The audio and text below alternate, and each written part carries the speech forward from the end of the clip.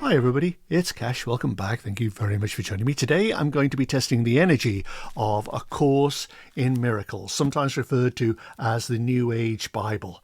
It was published in 1975 and written by a professor at Columbia University, Dr. Helen Schucman. I have also done transition pictures for Helen Schucman, who died in 1981 of pancreatic cancer.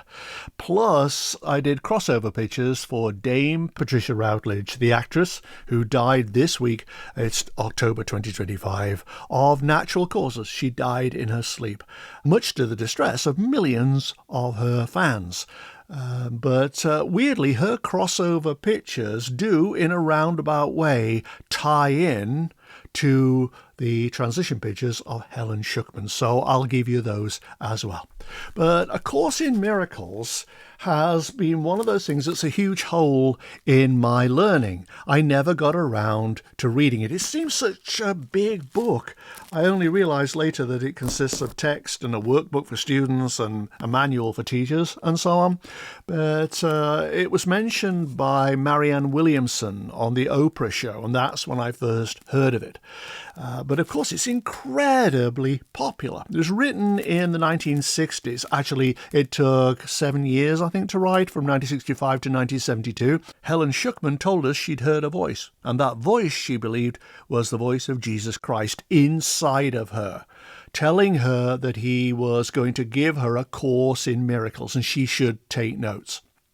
Well, basically, it was a series of channeled messages, and while she channeled these messages, another professor at Columbia University, one of her colleagues, Bill Thetford, wrote what she was saying down.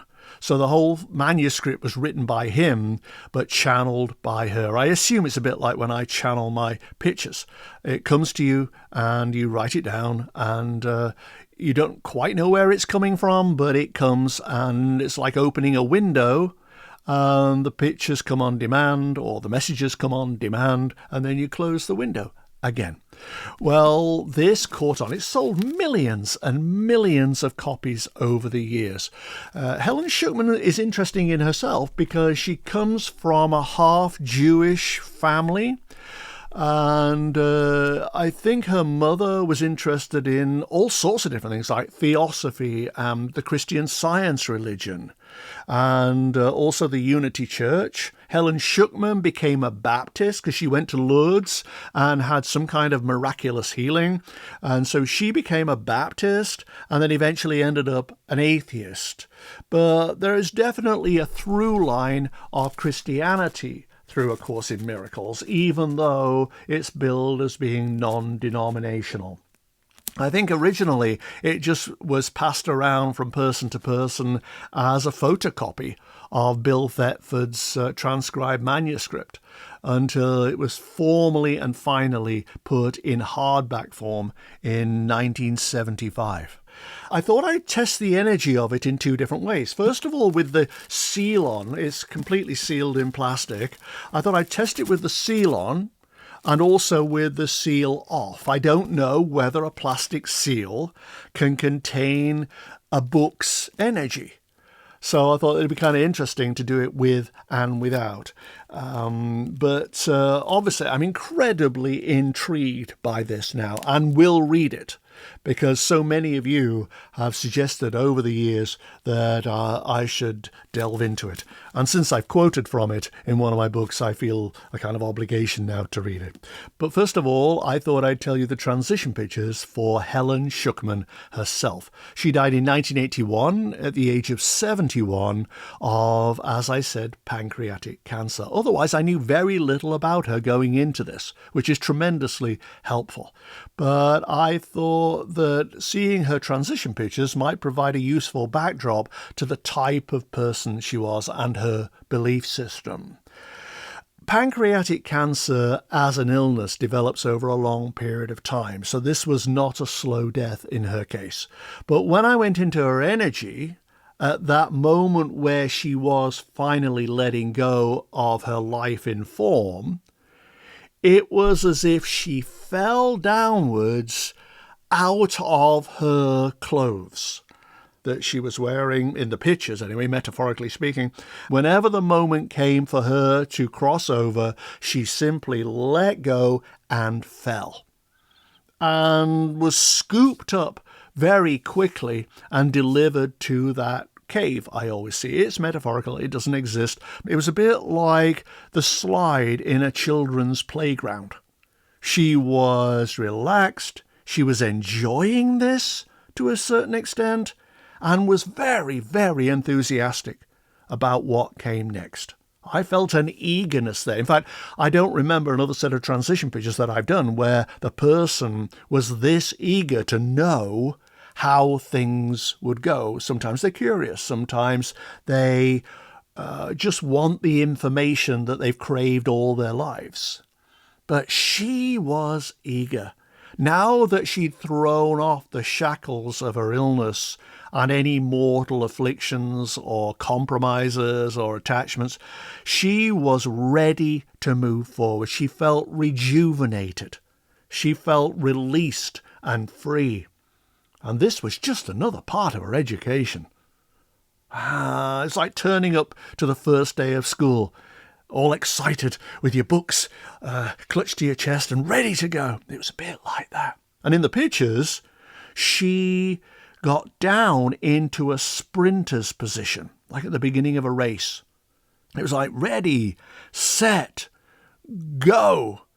And she ran off. She sprinted towards the tunnel. At such a lick, actually, in the pictures that the atmosphere in the cave became like transparent gelatin and stopped her. It slowed her down from 60 miles an hour to 3 miles an hour.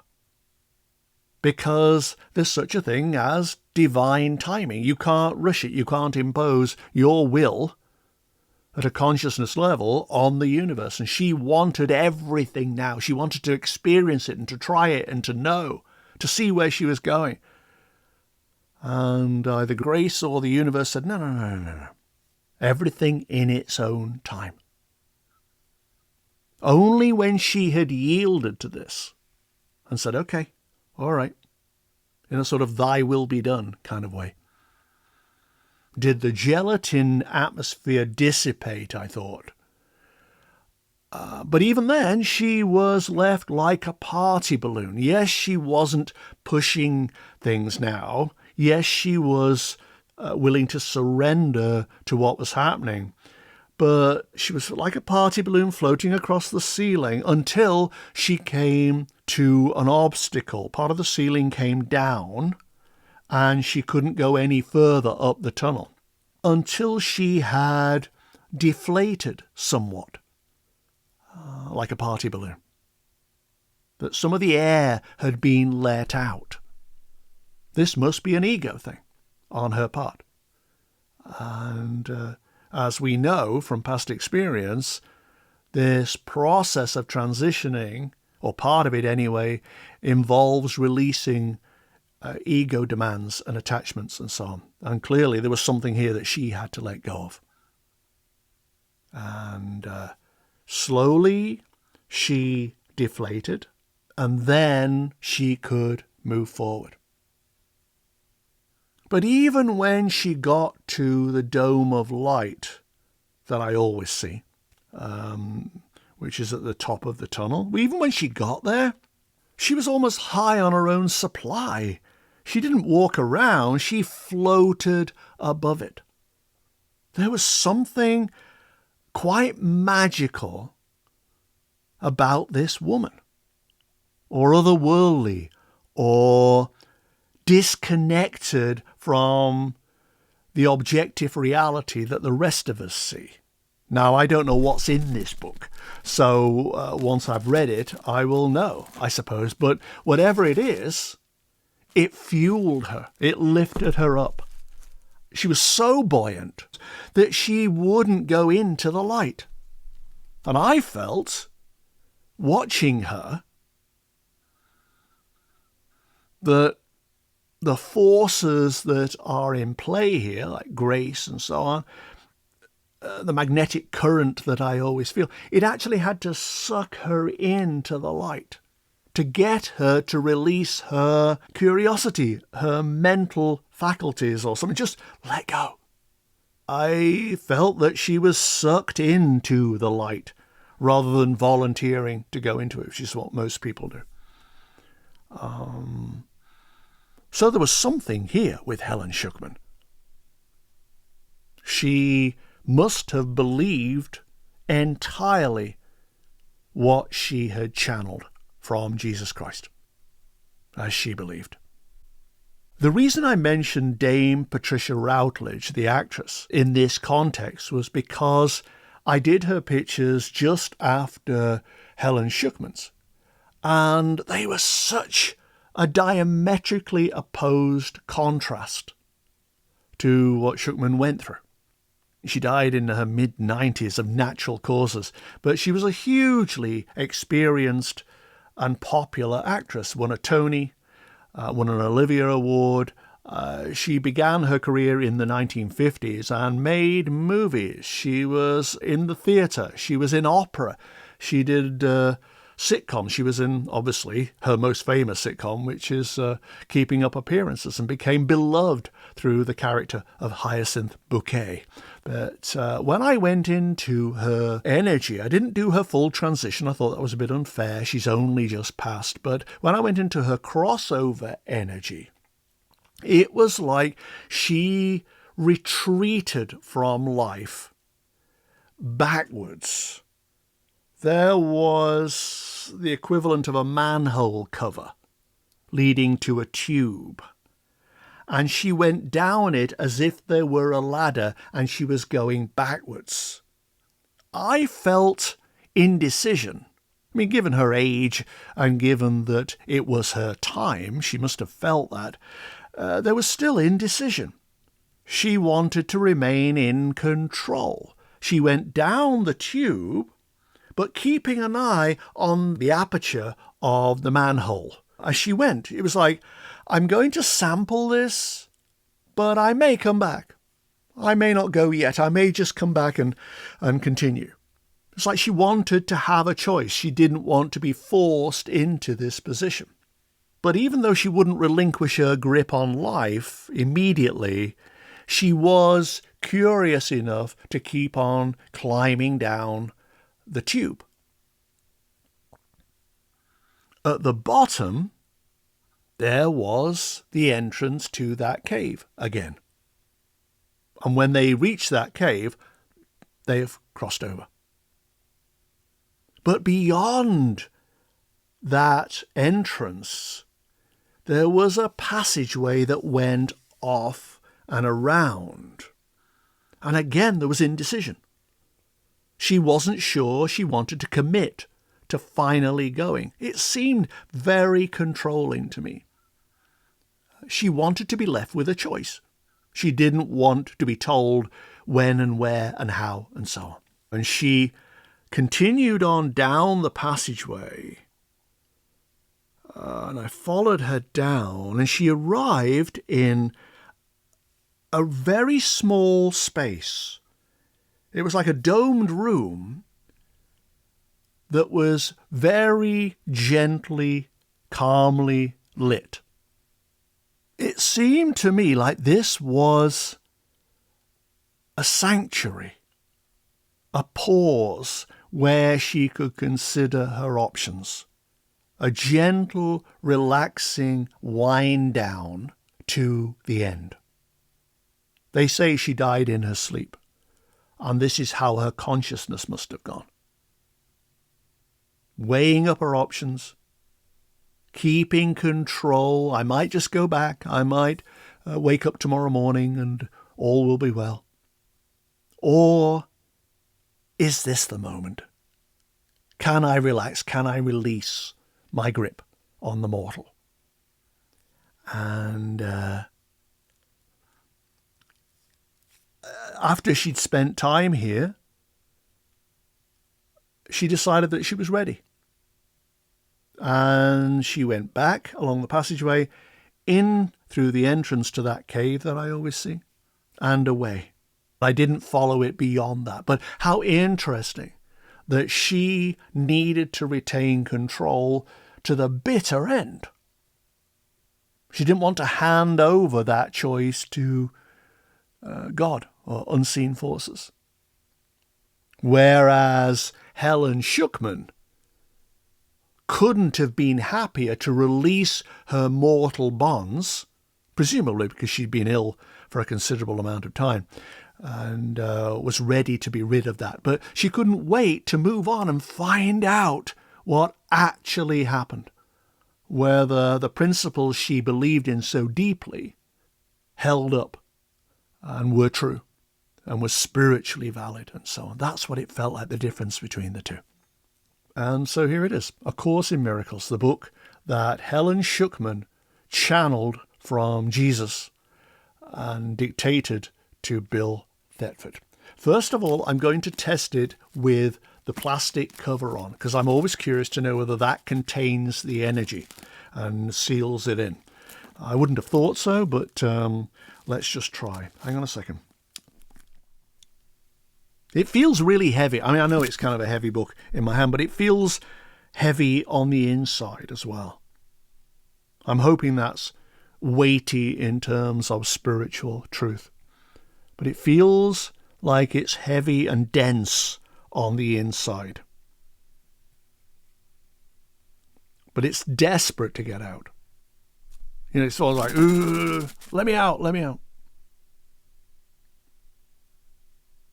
That's it, I think. It doesn't have a glow to it. I was kind of expecting a glow to it. No. Okay, that's it. It's just trying to get out of this. So I have a knife. Let's open it and see.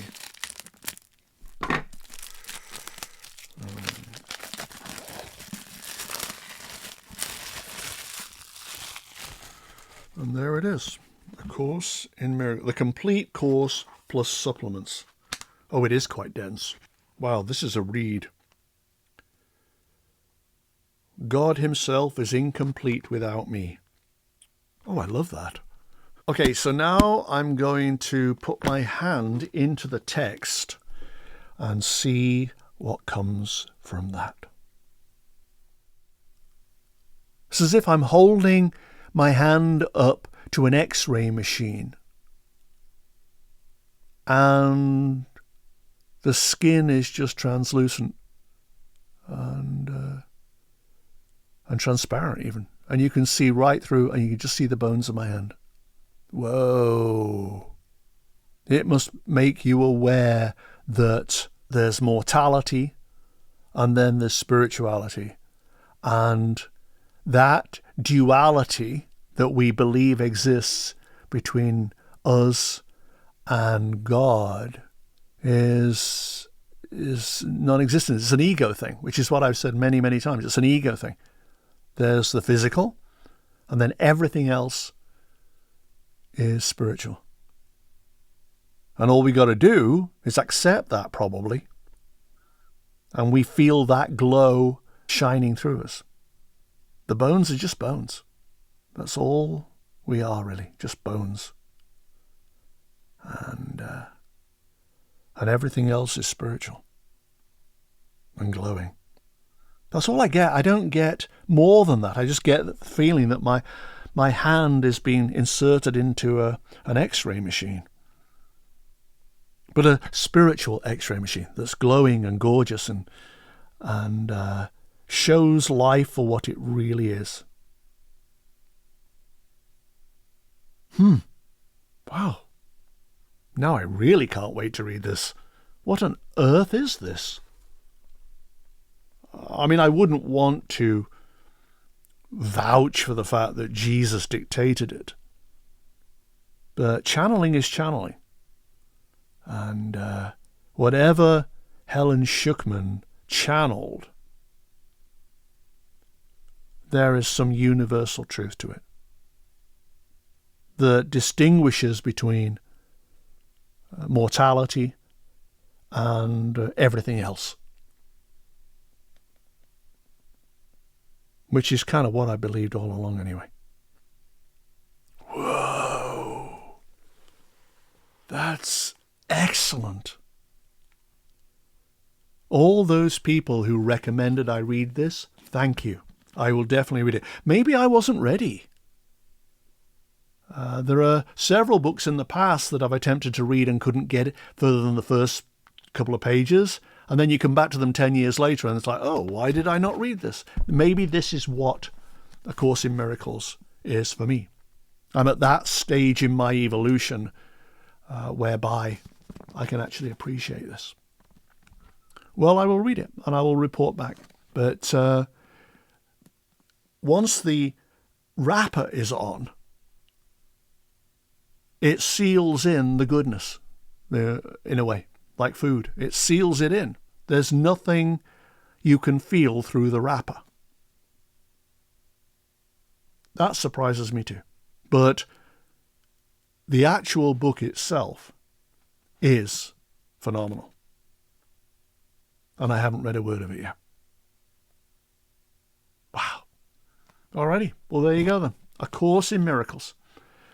This may be a life-changing event in my own world, as it has been for many of you. So thank you very much for the recommendation. I greatly appreciate it. And I'll speak to you again very soon. Thanks a lot, guys. Bye-bye.